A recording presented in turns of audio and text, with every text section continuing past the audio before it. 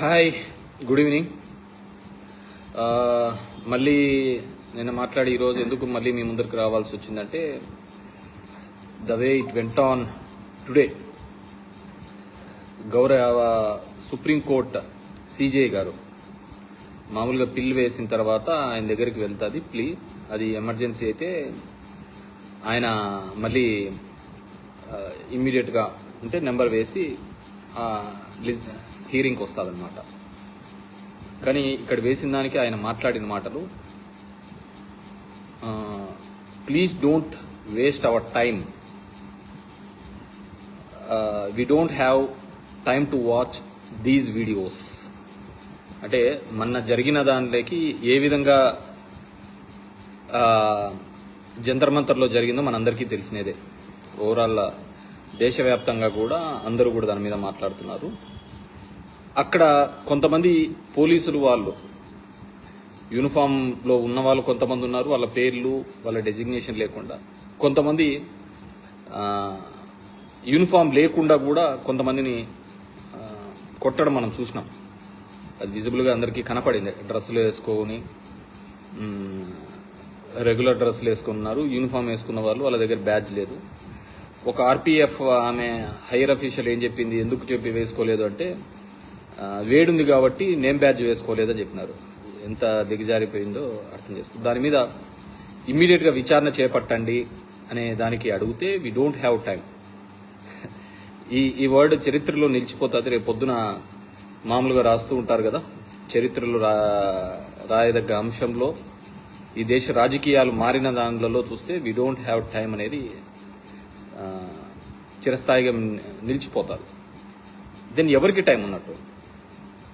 ఆ రోజు మీరు ఈ విధంగా నిరుద్యోగులని మాట్లాడి కాక్రోచ్ జనతా పార్టీ అని ఒక ఐడెంటిటీ లేని ఒక పార్టీ, అనార్గనైజ్డ్గా ఒక పార్టీ, ఈరోజు లక్షలాది మంది దాని మీద నమ్మి వచ్చి రోడ్ల మీదకి వస్తున్నారు. ఆ రోజు ఇదే చీఫ్ జస్టిస్ గారే మాట్లాడినారు. మరి ఆయన ఏం ఆలోచన విధంగా మాట్లాడినాడు, మరి ఈ రోజు కూడా అదే విధంగా మాట్లాడడం జరిగింది. It's very bad. మీరు హయ్యెస్ట్ లెవెల్లో ఉన్నారు, కింద లెవెల్లో సమస్య తీరకపోతే ఇంకా ఈ దేశంలో కోర్టుల ద్వారా న్యాయం జరుగుతుందని 90% ప్రజలు నమ్ముతున్నారు. కొన్ని వివిధ కారణాల వల్ల ఉండొచ్చు, ఎక్కడైనా కానీ అటు ఇటు తప్పు చేసిన వాళ్ళు కూడా ఉండొచ్చు. కానీ ఇప్పటికీ 90% బిలీవ్ దట్ కోర్టులో వేసినా మాకు వస్తుంది అని చెప్పేవాళ్ళు. కింద వ్యవస్థలు అన్నీ కుప్పకూలినా మీ దగ్గర న్యాయం జరుగుతుందని ఒక నమ్మకంతో ఉంటే మీకు టైం లేకపోతే ఎట్లా సార్? తప్పు కదా సారు.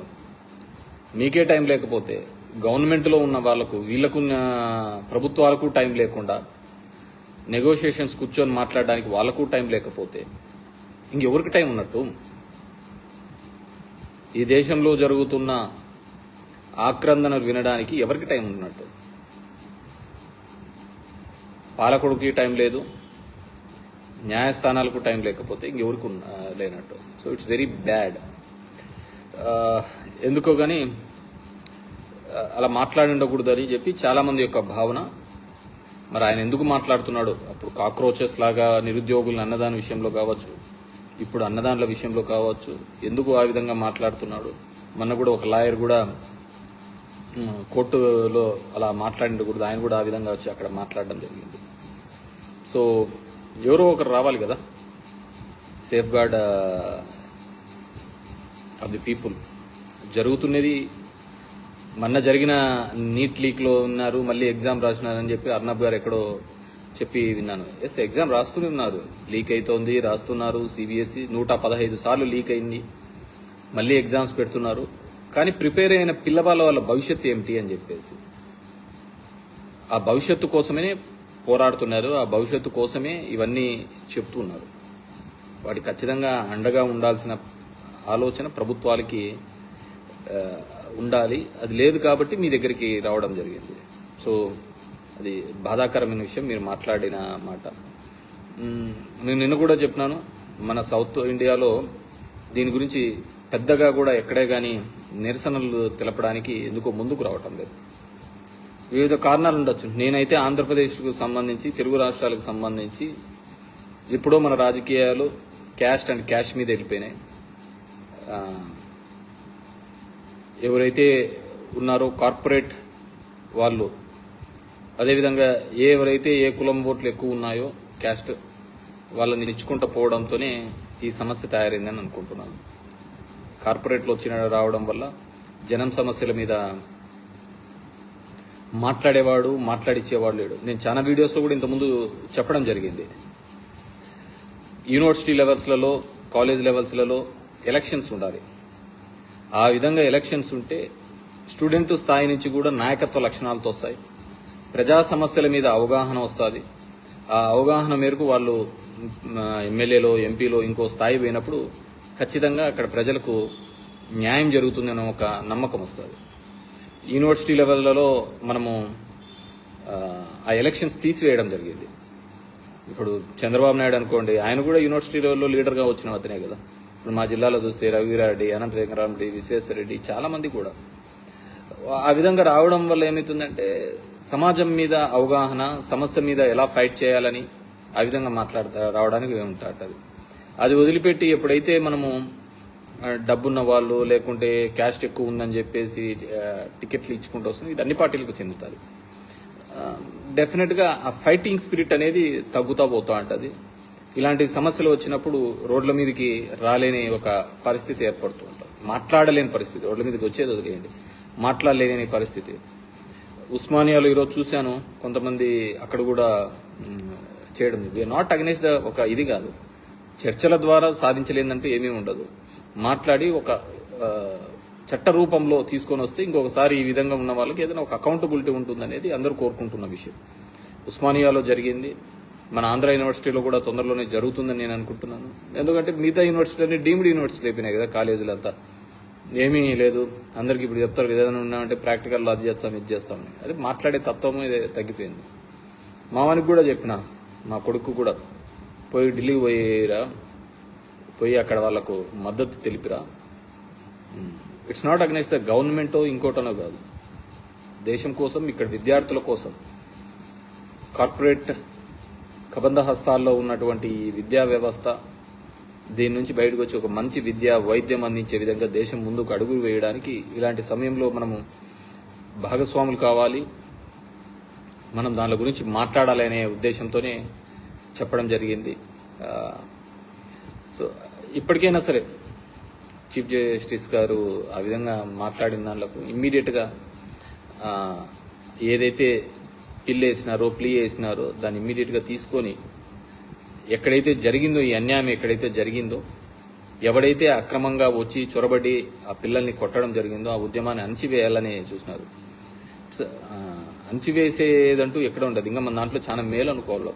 మీరు చుట్టుపక్కల దేశాల్లో జరిగిన తీరును చూస్తే, శ్రీలంకలో అట్లాంటి చోటైతే ప్రెసిడెంట్ని, ప్రైమ్ మినిస్టర్ ఇళ్లలోకి దూరినారు. బంగ్లాదేశ్లోనూ అలాగే చేసినారు, నేపాల్లోనూ అలాగే చేసినారు. స్టిల్ ఒక రెస్పెక్ట్ అనేది ఉంది. సో డెఫినెట్గా స్పందించాలని చెప్పేసి కోరుకుంటున్నాను. కానీ నాకు తెలిసి అయితే ఏ ప్రభుత్వము, ముఖ్యంగా ఈ ప్రభుత్వం స్పందించదనుకుంటున్నా. ఎందుకంటే ఒకసారి ధర్మేంద్ర ప్రధాన్ అనే వ్యక్తి రాజీనామా చేసినాడే అనుకోండి ఈ ఒత్తిడి మేరకు, నెక్స్ట్ ఇమ్మీడియట్గా ఎవరు వస్తారు? E20 ఇథనాల్ కలుపుతున్నాడు గడ్కరీ వస్తాడు. ట్రాన్స్పోర్ట్ మినిస్ట్రీ జరుగుతున్న అవకతవకలకి, చనిపోతున్న దానిలకు అని చెప్పేసి. ఎందుకంటే అకౌంటబిలిటీ తీసుకోవడం మానేసినాం కదా ఈ దేశంలో. అది ఉద్యోగస్తుల మీద ఒక ముగ్గురు నలుగురి మీద దొబ్బేయడము, ఇదే పరిస్థితికి అయిపోతుంది. సో నెక్స్ట్ ధర్మేంద్ర ప్రధాన్ వస్తాడు. ధర్మేంద్ర ప్రధాన్ అయిపోతాను గడ్కరీకి వస్తాడు. E20 కలుపుతాను, ఇదంతా దొంగది, మా ఇంజన్లు చెడిపోయినాయి, మా మైలేజ్ చెడిపోయినాయి, దీంట్లో కరప్షన్ ఉంది అని రాజీనామా చేయమంటాడు. అది మళ్ళీ నెత్తికి చుట్టుకుంటుంది. నెక్స్ట్ ఇది అయిపోయిన తర్వాత ఈవీఎంలలో అంత దొంగ మోసం జరుగుతానే లేదు, మళ్ళీ పేపర్ బ్యాలెటే రావాలే అంటారు. ఇవన్నీ వచ్చేలకు మళ్ళీ ప్రభుత్వానికి ఇబ్బంది అయిపోతాయి కదా, మళ్ళీ గవర్నమెంట్కే ఇబ్బంది అయిన పరిస్థితి. ఇప్పుడైతే ఏదో ఈవీఎంలు కూడా నొక్కుతున్నారు, పోతున్నారు, ఎవడో చేతుల్లో ఉంటానే గెలుస్తున్నాము అయిపోతుంది కదా దేశంలో. ఇప్పుడు ఇవన్నీ చేస్తే, ఒకటి రాజీనామాని యాక్సెప్ట్ చేస్తే మిగతావన్నీ ఇట్లాంటివన్నీ వస్తా ఉంటాయి. ఎక్కడ జరిగినాయి ఇవన్నీ కూడా. రామ మందిరం నిధులు దొంగలించిన దాంట్లో ఉన్న కమిటీ మెంబర్స్లో 50% పైగా అక్కడున్న గవర్నమెంట్ను, వీళ్ళు వేసిన వాళ్ళే, మరి దొంగతనం ఎలా జరిగింది, వీటికి అన్నిటికీ లెక్కాసారాలు చెప్పాల్సి వస్తూ ఉంటుంది, వాళ్ళ మీద యాక్షన్ తీసుకోవాల్సి వస్తూ ఉంటుంది. కాబట్టి దీన్ని ఇక్కడికే తొక్కివేయాలి అనే ఒక భావనతో ఉండొచ్చు, దానికే ఇట్లాంటివన్నీ యాక్షన్ తీసుకోరని నేను అనుకుంటున్నాను. సో ఏదేమైనప్పటికీ కూడా ఒక ఇనిషియేట్ అనేది మొదలుపెట్టినారు. అది వైలెంట్గా మారడానికి వివిధ కారణాలు అన్నారు. కానీ చాలామంది దీని గురించి పాకిస్తాన్ వాళ్ళు, చైనా వాళ్ళు అంటే మీకు అలాంటివి ఏదైనా సోర్సెస్ ఉంటే వాళ్ళని ఇమ్మీడియట్గా అరెస్ట్ చేయండి. ప్రశ్నించే వాళ్ళందరినీ కూడా దేశద్రోహుల కింద లేకుంటే యాంటీ హిందూ కింద ఇదని మేము దేవుని అందరినీ నమ్మే వాళ్ళు ఉంటారు, ఏమైనా అమ్మేవాళ్ళు ఉంటారు. నమ్మే వాళ్ళను వేరు, అమ్మేవాళ్ళు వేరు. అమ్మేవాళ్ళు ఎవరు అందరికీ తెలిసినదే. దేవుని బొమ్మ పెట్టుకొని ఓట్ల రూపంలో అమ్ముకున్న వాళ్ళు ఉంటారు, దేవుని విగ్రహాలు దొంగలించేసి దాన్ని అమ్మేవాళ్ళు ఉంటారు, దేవుని దగ్గర బంగారు దొంగలించి అమ్మేవాళ్ళు ఉంటారు. ఇలాంటి చాలా కేసెస్ ఉంటాయి. అన్నీ ఒకటే కేసు కింది కాదు కదా. మీకు అలాంటిది ఏదైనా కానీ అగెనెస్ట్ పాకిస్తాన్ వలన జరుగుతుందో లేదంటే చైనా వాళ్ళు చేస్తున్నారో ఇంకో చోట చేస్తున్నారో అంటే డెఫినెట్లీ టేక్ యాక్షన్. మొత్తం మీ చేతుల్లోనే ఉంది, కింద నుంచి పై వరకు అంతా మీ చేతుల్లోనే ఉంది. ఇప్పుడు అందరూ మీరు చెప్పిన మాటలే మాట్లాడుతున్నారు, మీరు ఆ రోజు ఏం చెప్పారు అనేదే మాట్లాడుతున్నారు. డెఫినేషన్ ఆఫ్ రూపాయి ఎందుకు కింద పడిపోతుంది అనే దాన్ని కూడా కొత్త డెఫినేషన్ నిర్వహిస్తున్నారు. సో ఇవన్నీ ఉన్నాయి కాబట్టి మీరందరూ కూడా నేను ముఖ్యంగా కోరుకునేది యువతను కోరుకునేది, యువతనే కాదు అందరూ కూడా, ఏజ్డ్ పర్సన్స్ అందరూ కూడా. నేను నిన్న చెప్పాను కదా, సినిమాలలో విలన్లుగా పోషించేటువంటి ప్రకాష్ రాజు, షియాజీ షిండే ఇట్లాంటి వాళ్ళందరూ కూడా ఈరోజు జనం మధ్యకు వచ్చి హీరోలుగా ఉన్నారు. అదే మన దాంట్లో పద్మశ్రీలు, పద్మ విభూషణ్లు, పెద్ద పెద్ద బిరుదులు వచ్చిన వాళ్ళందరూ కూడా పద్మ వ్యూహంలో చిక్కుకున్నారు. మాట్లాడండి అయ్యా, ఏం దానికి ప్రభుత్వానికి వ్యతిరేకంగా కాదు, వీళ్ళకి మద్దతుగా మాట్లాడండి. జనం యొక్క సమస్యను వినండి అని చెప్పండి. దానికి కూడా మనం చెప్పలేనంత ధైర్యం లేకపోతే ఎందుకు హీరోలు పాత్రలు ఎందుకు పోషించేసి హీరోల కోసం ఎందుకు చేయాలి? నేను చెప్పాను కదా, బెనిఫిట్ షో టికెట్లకైతే మన వాళ్ళు అందరూ ఉరికెత్తుకుంటూ వస్తారు. నేను ఏదో మళ్ళీ పొద్దున్న చూసిన, రామ్ చరణ్కి ట్విన్స్ పుట్టినారు అంటే అపోలో హాస్పిటల్ నిండా జనాలు చుట్టుకున్నారు. మన ఇంట్లో పూటకు తిండి గడవడానికి మన అమ్మా నాన్నలు కష్టపడుతుంటారు, డైలీ కూలీ. మనకు అదేం గుర్తుకుండదు. ఈరోజు నీ కోసం అక్కడ పోయి ఎవరో కొట్లాడుతున్నారు. ఇది నీట్ పేపర్ అనే కాదు, ఒక విద్యా వ్యవస్థ, ఒక పటిష్టమైన విద్యా వ్యవస్థ తీసుకొని రావాలి. గవర్నమెంట్కు మెడికల్ కాలేజీలు తీసుకొని వచ్చితే దానిలో పీపీపీ మోడనో ఇంకో మోడనో ప్రైవేట్ వాళ్ళకు పోతుంది. మాట్లాడలేని తత్వం, ప్రశ్నించలేని తత్వం. సో ఇన్ని దరిద్రాల మధ్య మనం బతుకుతాం. మన దరిద్రాల మధ్య అంటే బాగున్నాము అంటే కారులో ఉన్నాము, కారులో తిరుగుతున్నాం, పెద్ద ఇంట్లో ఉన్నామని కాదు. సమాజంలో జరుగుతున్న దానిని కూడా ప్రశ్నించలేని తత్వంతో ఉన్నామని, అదే దరిద్రం, అంతకంటే వేరేది ఏం లేదు. నేను సైతం అంటారు కదా, ఎవడు సైతమో ఏం సైతమో అయిపోతుంది. నేను ఎన్నోసార్లు చెప్పాను, సినిమా టికెట్ రేట్ల మీద 2 రోజుల్లోనే జీవో వస్తుంది. పంట గిట్టుబాటు ధర రావటం లేదు అంటే దాని గురించి మాట్లాడే దిక్కు ఉండదు. పంట గిట్టుబాటు ధర లేదు అంటే మాట్లాడే దిక్కు లేదు, అడిగేవారు లేరు. అంత ఆ పరిస్థితి ఉంది. రైతులు పండించిన పంటను రోడ్డు మీద పోస్తున్నారు. ఎవరు రావటంలే, అడగటంలే, ఇదే చాలే అన్నట్టున్నారు. సో ఆ దరిద్రాల నుంచి బయటపడదాం. కాబట్టి I request all the celebrities, దీంట్లో పర్సనల్గా ఏం లేదు కానీ యు ఆర్ సెలబ్రిటీస్, మీ మాటకు విలువ ఉంటుంది. మీరు మాట్లాడితే 1000 మంది కదులుతారు, స్పందిస్తారు. ఓ ప్రభుత్వాన్ని మీద వ్యతిరేకంగా మాట్లాడటం లేదు, జరుగుతున్న తప్పును ఎత్తి చూపండి చాలు. సేఫ్ హ్యాండ్స్ అంటే సాయిధర్మ తేజ గుంటూరు నడి రోడ్లో ఒక ఆమెకు నగ్నంగా బయటికి పంపించినారు, అంతకంటే సేఫ్ హ్యాండ్స్ ఏంది? పోలీస్ స్టేషన్లో దగ్గర ఈ 7 వారాల్లో వారానికి ఒకటి తప్పున కొట్టి చంపినారు. కాపాడాల్సిన పోలీస్ స్టేషన్లలో బూడిదై వస్తున్నారు, అంతకంటే సేఫ్ హ్యాండ్స్ ఏం కావాలా? చట్టాన్ని ఎవరికి తగ్గట్టుగా వాళ్ళు. జత్వాని కేసులో చూసినాం, ఒక బ్లాక్ మెయిలరు ఆమె కోసమని 3 IPS ఆఫీసర్లను సస్పెన్షన్లో పెట్టినారు, మళ్ళీ అదే తేల్చినారు. నేను ఎక్కడో టీవీ5 మూడితో చెప్తున్నాడు, జత్వాని వచ్చిన గవర్నమెంట్తో కూర్చుంటానే మారిపోతాయి అంతా అని చెప్పేసి. మళ్ళీ ఈరోజు ఛార్జ్షీట్లో చెప్తున్నాడు కుక్కల విద్యాసాగర్ అని చెప్పేసి. అలాంటి పరిస్థితులలో ఉన్నాం. జస్ట్ వేకప్ అండ్ వాళ్ళకు మద్దతు తెలపండి. అన్ని మద్దతులు హింసాత్మకంగా పోవాలని లేదు, ఇది లేదు, మాట్లాడండి, జస్ట్ డిస్కస్ అబౌట్ ఇట్.